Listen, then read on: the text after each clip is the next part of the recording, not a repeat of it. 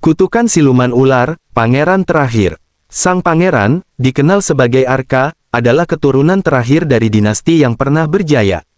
Keluarga kerajaan yang dahulu dihormati dan ditakuti itu kini hanya menyisakan dirinya, seorang pangeran yang hidup dalam bayang-bayang masa lalu yang kelam. Sejarah keluarganya, yang diwarnai kejayaan dan kebesaran, telah terkubur dalam kehancuran akibat kutukan mengerikan yang menimpa setiap keturunannya selama berabad-abad. Tidak ada yang tersisa dari kemegahan kerajaan itu, kecuali reruntuhan istana dan Arka sendiri, satu-satunya pewaris yang masih hidup. Arka dibesarkan dengan penuh kesadaran tentang kutukan ini. Kakek dan ayahnya, serta leluhur-leluhurnya sebelum mereka, semua berakhir dengan nasib yang tragis. Setiap generasi akan mulai berubah di malam purnama, mengalami gejala-gejala yang tak dapat dijelaskan, hingga akhirnya sepenuhnya menjadi ular raksasa yang dipenuhi amarah. Tidak ada yang bisa menghentikan transformasi itu, dan mereka yang terkutuk selalu menghilang, seolah-olah ditelan oleh kekuatan gelap yang tak terlihat. Pangeran Arka telah kehilangan semua orang yang dia cintai karena kutukan ini. Ibunya meninggal ketika dia masih kecil, mencoba melindunginya dari nasib yang sama. Ayahnya, seorang raja yang gagah perkasa, bertahan melawan kutukan selama bertahun-tahun sebelum akhirnya menyerah pada takdir yang telah menghancurkan hidupnya. Arka masih ingat malam terakhir ketika dia melihat ayahnya, sosoknya mulai berubah, dengan mata yang berkilauan layaknya ular dan kulit yang mulai melesat menjadi sisik mengerikan. Ayahnya menghilang dalam kegelapan malam, meninggalkan Arka yang masih muda dan ketakutan, serta tak ada yang bisa dilakukan untuk menyelamatkannya. Dengan ayahnya yang hilang dan keluarganya lenyap satu persatu, Arka disebut sebagai keturunan terakhir. Beban dan warisan mengerikan ini kini berada di pundaknya.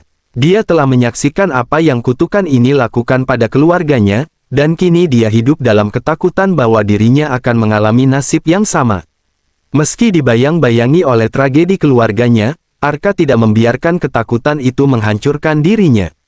Dia tumbuh menjadi pemuda yang kuat dan cerdas, dengan tekad kuat untuk mengakhiri kutukan ini, sesuatu yang belum pernah dicoba oleh leluhurnya. Dalam hatinya, dia percaya bahwa takdir bisa diubah, bahwa masih ada cara untuk memutus rantai kutukan yang telah merenggut keluarganya satu persatu. Saat malam purnama semakin dekat, sang pangeran Arka mulai merasakan perubahan aneh dalam tubuhnya. Pada awalnya, perubahan itu hanya terasa seperti kegelisahan yang samar. Tubuhnya terasa lebih berat dari biasanya, seolah-olah ada sesuatu yang merayap di bawah permukaannya. Setiap kali dia menyentuh kulitnya, ada rasa dingin yang tidak biasa, seperti darahnya mulai membeku. Namun, yang paling mengganggunya adalah perubahan pada matanya. Ketika dia melihat bayangannya sendiri di cermin pada suatu malam, Arka terkejut melihat kilatan aneh dalam iris matanya, sebuah kilau keemasan, seperti mata seekor ular yang menatap balik ke arahnya. Arka mencoba mengabaikan tanda-tanda itu pada awalnya, berharap bahwa perubahan ini hanya sementara, sebuah ketakutan yang berlebihan akibat tekanan dan kecemasan yang dia rasakan. Namun, semakin hari berlalu, gejala-gejala itu semakin jelas. Setiap kali malam tiba dan bulan semakin penuh, tubuhnya merasakan dorongan yang tak dapat dijelaskan. Dia merasakan getaran aneh di ujung jarinya, yang perlahan merambat ke lengannya dan seluruh tubuh.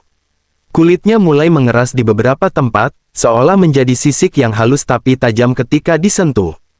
Dalam keheningan malam, Arka mulai mengalami mimpi-mimpi buruk. Dalam mimpi-mimpi itu, dia melihat dirinya sendiri berubah menjadi makhluk yang mengerikan, seekor ular raksasa yang melilit dan menghancurkan segala sesuatu di sekitarnya. Saat dia terbangun, keringat dingin membasahi tubuhnya, dan dia mendapati dirinya hampir tidak bisa bernapas. Tanda-tanda kutukan yang mengerikan itu semakin nyata setiap hari. Ketika dia berjalan di sekitar istana yang sudah lama kosong, Arka merasakan insting baru yang menakutkan. Telinganya lebih peka terhadap suara, matanya bisa menangkap pergerakan kecil di kejauhan, dan indera penciumannya mulai mendeteksi aroma yang berbeda-beda, seperti ular yang mencium mangsa dari kejauhan.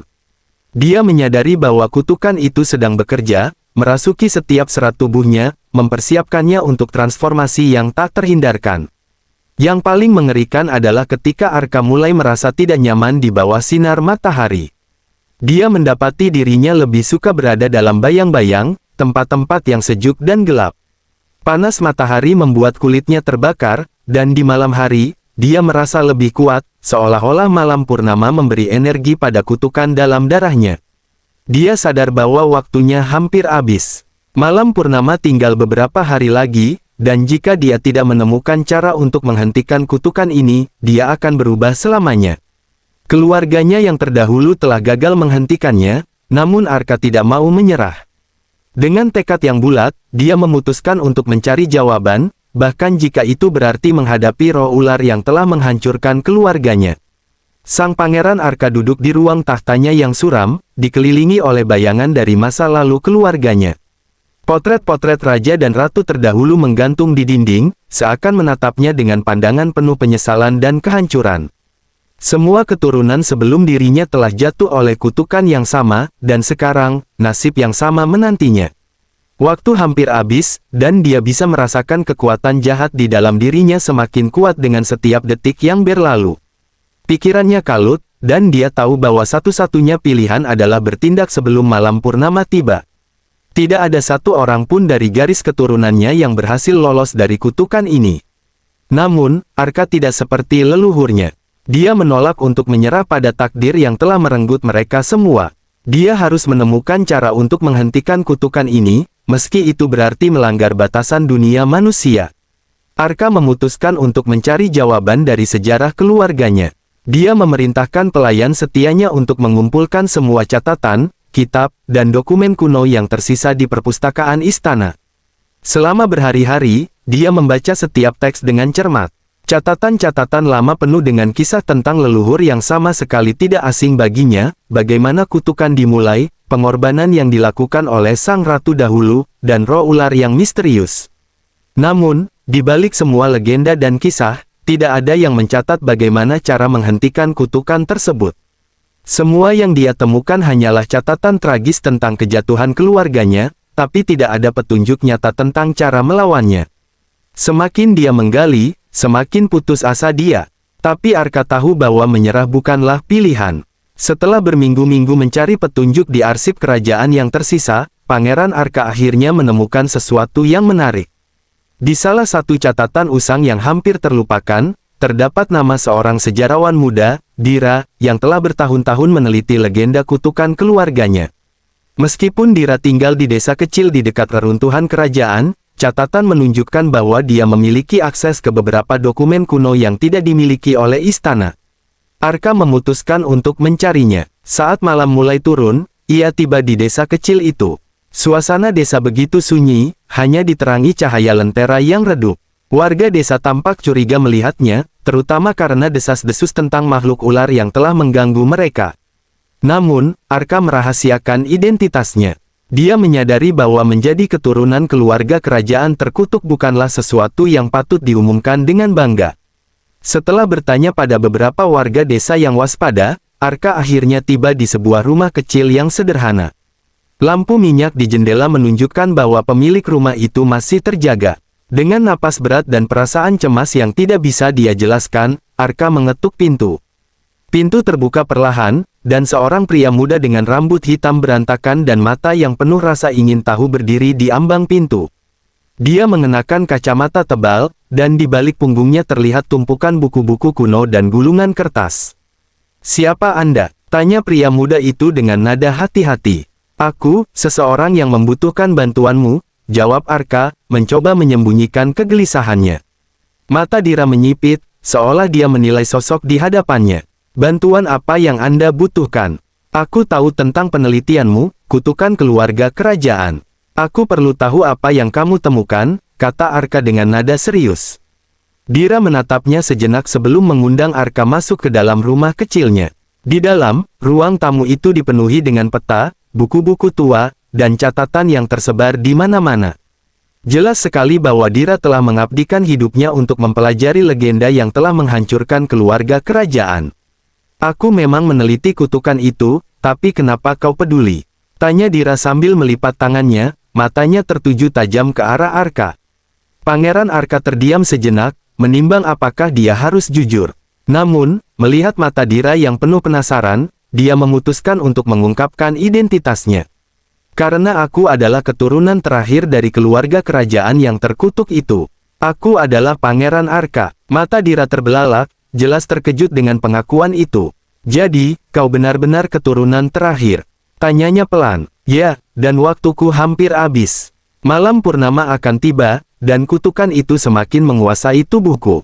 Jika kita tidak menemukan cara untuk menghentikannya, aku akan berubah, seperti mereka, jawab Arka dengan nada putus asa.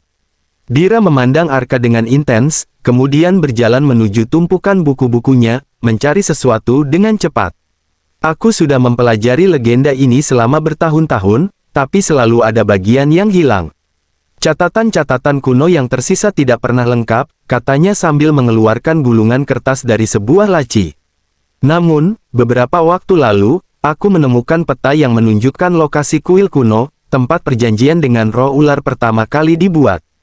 Setelah sejarawan muda Dira mengungkapkan peta kuno yang telah ditemukan di perpustakaan desa, suasana di dalam rumah kecilnya terasa semakin tegang. Di hadapan Pangeran Arka, Dira membentangkan peta tersebut di atas meja kayu yang usang. Peta itu tampak tua, dengan tepi-tepi yang sudah pudar dan coretan-coretan kuno yang penuh simbol. Namun, di tengah segala kerumitan itu, ada satu hal yang jelas, lokasi kuil kuno yang tersembunyi di dalam hutan terpencil. Kuil ini, kata Dira, menunjuk sebuah titik di bagian tengah peta, adalah tempat di mana sang ratu membuat perjanjian dengan roh ular berabad-abad yang lalu. Legenda mengatakan bahwa perjanjian itu dilakukan untuk melindungi kerajaan dari musuh, tapi sebagai gantinya, kutukan ini muncul. Kutukan yang tidak hanya menghantui keluargamu, tapi juga berdampak pada desa-desa sekitar. Pangeran Arka menatap peta dengan serius. Jadi, ini adalah tempat di mana semuanya dimulai. Tapi bagaimana kita bisa yakin kalau kuil itu masih ada dan bisa membantu kita menghentikan kutukan? Dira menghela napas dan mengusap dagunya yang penuh pikiran. Menurut beberapa catatan, roh ular tersebut masih terikat pada kuil itu. Jika kita bisa menemukan cara untuk berbicara dengan roh itu atau mengungkap ritual aslinya, mungkin kita bisa menemukan cara untuk memutus kutukan ini. Tapi, tidak ada yang tahu pasti apa yang menanti kita di sana. Arka merasa darahnya mendidih. Dia tahu waktu semakin menipis. Malam purnama berikutnya tinggal beberapa hari lagi, dan tanda-tanda perubahan fisiknya mulai semakin jelas. Tubuhnya sering terasa dingin, matanya berkilau seperti ular, dan rasa nyeri misterius mulai merambat di bawah kulitnya setiap malam. Dia sadar, jika mereka tidak bertindak cepat, dirinya akan sepenuhnya berubah menjadi makhluk yang sama seperti para leluhurnya. Kita tidak punya pilihan lain, kata Arka, menatap Dira dengan mata yang penuh tekad. Aku tidak bisa membiarkan kutukan ini terus menghancurkan keturunanku. Kita harus pergi ke kuil itu. Dira mengangguk, meski sedikit ragu. Baik, tapi kita harus bersiap. Jalan menuju kuil tidak akan mudah. Peta ini menunjukkan bahwa kuil terletak di hutan belantara, di daerah yang dikenal dengan medan berbahaya dan penuh misteri. Bahkan, desa-desa di sekitar hutan itu pernah hilang tanpa jejak. Dira mengambil secari kertas lain dari laci meja dan mulai mencatat perbekalan yang mereka perlukan. Kita butuh bekal untuk perjalanan panjang, lentera, senjata untuk berjaga-jaga, dan tentu saja pengetahuan tentang ritual-ritual kuno. Saat mereka membahas rencana, Arka tidak bisa menghindari pikiran tentang apa yang mungkin mereka temukan di dalam kuil itu. Apakah mereka akan menghadapi roh ular yang penuh dendam, atau mungkin ada jebakan kuno yang masih menjaga tempat suci itu? Peta ini menunjukkan beberapa simbol, Dira berkata sambil mengamati lebih dekat, ini adalah bahasa kuno yang sulit diterjemahkan, tapi sepertinya ada petunjuk tentang apa yang harus kita lakukan di kuil. Salah satu simbol ini, mirip dengan gambar ular yang melingkar, mungkin itu lambang roh yang terikat di sana. Arka memperhatikan simbol itu dengan seksama. Apakah ini berarti kita harus memanggil roh itu? Atau mungkin melakukan ritual pemurnian? Itu yang masih belum jelas, jawab Dira, tapi yang pasti, kuil ini bukan tempat yang ditinggalkan begitu saja. Sesuatu yang kuat masih menjaga rahasianya. Mungkin kitalah yang harus mematahkan perjanjian itu, tapi risikonya, kita tidak tahu apa yang akan terjadi jika kita gagal. Mereka berdua saling memandang, menyadari betapa berbahayanya perjalanan ini. Namun, bagi Arka, ini adalah satu-satunya kesempatan untuk memutus rantai kutukan yang telah menghancurkan keluarganya selama berabad-abad. Dengan tekad yang semakin kuat, Arka akhirnya berdiri tegak dan berkata, kita akan pergi besok pagi. Apapun yang kita hadapi di kuil itu, kita harus siap. Dira tersenyum kecil, meskipun masih penuh kecemasan. Baiklah, aku akan menyelesaikan persiapan, dan kita akan berangkat sebelum matahari terbit. Malam itu, mereka berdua tidur dengan pikiran yang penuh, membayangkan bahaya apa yang menunggu mereka di kuil kuno, dan apakah mereka akan berhasil mematahkan kutukan atau justru menjadi korban dari rahasia gelap yang telah terkubur selama berabad-abad. Di tengah perjalanan menuju kuil kuno, Pangeran Arka dan sejarawan muda Dira melintasi hutan yang semakin gelap dan lebat. Akar-akar pohon menjalar seperti perangkap tersembunyi, sementara kabut tipis menyelimuti tanah di bawah kaki mereka. Suara hewan-hewan malam menambah keheningan yang mencekam, namun tekad mereka tidak goyah. Mereka tahu bahwa perjalanan ini adalah satu-satunya harapan untuk memutus kutukan yang telah menghantui garis keturunan Arka. Saat mereka tiba di sebuah bukit kecil yang dipenuhi pohon-pohon tinggi, mereka melihat sesosok pria tua duduk di atas batu besar di pinggir jalan. Dia mengenakan jubah kumal berwarna abu-abu dan memegang tongkat kayu yang diukir dengan simbol-simbol kuno. Wajahnya tertutup sebagian oleh tudung, hanya menampilkan mata yang tampak berkilauan di bawah sinar bulan yang mulai naik di balik pepohonan. Pria tua itu, meskipun terlihat rapuh, memancarkan aura misterius yang membuat mereka berhenti sejenak. Kalian mencari kuil, bukan? Suaranya serak, seperti suara angin yang berbisik di antara dedaunan. Tanpa menunggu jawaban, dia melanjutkan, kuil itu bukan sekadar tempat. Itu adalah gerbang, pintu menuju sesuatu yang lebih tua dan lebih gelap dari yang bisa kalian bayangkan. Arka dan Dira saling pandang, terkejut karena pria tua ini mengetahui tujuan mereka. Dira, dengan rasa penasaran ilmiahnya, maju sedikit dan bertanya, siapa kau? Dan bagaimana kau tahu tentang kuil itu? Pria tua itu mengangkat bahu dengan lamban. Aku hanya seorang pertapa tua yang sudah lama mengamati. Kutukan keluargamu, Pangeran, bukan rahasia bagi mereka yang mengerti. Aku sudah melihat generasi demi generasi kerajaanmu jatuh ke dalam kutukan yang sama. Tapi aku juga tahu bahwa di kuil itu, ada sesuatu yang bisa membebaskanmu, atau menghancurkanmu selamanya. Arka merasa bulu kuduknya meremang. Kau tahu tentang kutukan keluargaku. Pertapa itu tersenyum tipis, senyumnya penuh misteri. Kutukan keluargamu adalah perjanjian yang dibuat dengan darah, oleh sang ratu yang pertama. Namun, seperti semua perjanjian, selalu ada celah. Selalu ada jalan keluar, meski jalan itu dipenuhi bahaya. Dira yang merasa sedikit skeptis mencoba untuk memahami, jadi, apakah kau bisa menunjukkan jalan itu kepada kami? Pertapa itu tidak langsung menjawab, tetapi malah mengulurkan tangannya yang kurus ke arah Dira dan Arka. Di tangannya, ada secarik kertas kuno yang dilipat dengan hati-hati. Ini adalah petunjuk, atau bisa menjadi akhir bagi kalian. Gunakan dengan bijak. Arka mengambil kertas itu dengan hati-hati dan membuka lipatannya. Di dalamnya terdapat tulisan yang aneh, hampir seperti teka-teki, dengan simbol-simbol yang menyerupai ular melingkar dan kata-kata samar dalam bahasa kuno yang hanya sebagian bisa dia pahami. Di tengahnya, ada satu kalimat yang menonjol, di bawah bayangan bulan purnama, sang penjaga akan bangkit, dan hanya darah dari keturunan yang akan membuka kunci terakhir. Penjaga, tanya Arka dengan nada khawatir. Apa maksud dari ini? Penjaga kuil, jawab sang pertapa, suaranya rendah dan bergetar. Makhluk yang melindungi perjanjian itu, roh yang terikat oleh kutukan. Dia tidak bisa dibunuh, tapi dia bisa ditenangkan, dengan darahmu, pangeran. Hanya kau yang bisa masuk ke kuil dan menghadapi penjaga itu. Dira terlihat cemas, mencoba menganalisis informasi yang baru saja mereka dapatkan. Jadi, untuk membuka kunci kutukan ini, Arka harus menghadapi roh penjaga dan menggunakan darahnya. Pertapa itu mengangguk, tetapi senyumnya perlahan memudar. Tapi waspadalah, banyak yang mencoba, tapi tidak ada yang kembali. Kuil itu akan menguji keberanianmu, kesetiaanmu, dan keteguhan hatimu. Jika kau gagal, kutukan itu akan menjadi lebih buruk dari yang bisa kau bayangkan. Arka menggenggam kertas itu dengan erat. Waktu terus berjalan, dan malam purnama semakin dekat. Dia tahu bahwa meskipun petunjuk ini tampak samar, itu adalah satu-satunya kesempatan mereka. Meskipun masih meragukan niat sang pertapa, dia tidak punya pilihan selain mempercayai petunjuk yang telah diberikan. Terima kasih, kata Arka dengan suara pelan, sebelum dia dan Dira melanjutkan perjalanan mereka. Namun, saat mereka berjalan menjauh, Dira berbisik, kita harus hati-hati. Pertapa itu tidak menceritakan semuanya. Aku merasa dia menyembunyikan sesuatu. Arka mengangguk. Aku tahu, tapi kita tidak punya pilihan. Apapun yang menunggu di kuil itu, kita harus menghadapinya. Dengan hati-hati dan penuh kewaspadaan, mereka melangkah lebih dalam ke hutan, mengikuti petunjuk misterius dari pertapa yang tidak mereka kenal. Jalan di depan penuh ketidakpastian, tetapi tekad Arka semakin menguat. Ini adalah ujian terakhir untuk memutus kutukan yang telah menghancurkan keluarganya, dan dia siap menghadapi apapun yang menanti di kuil kuno itu.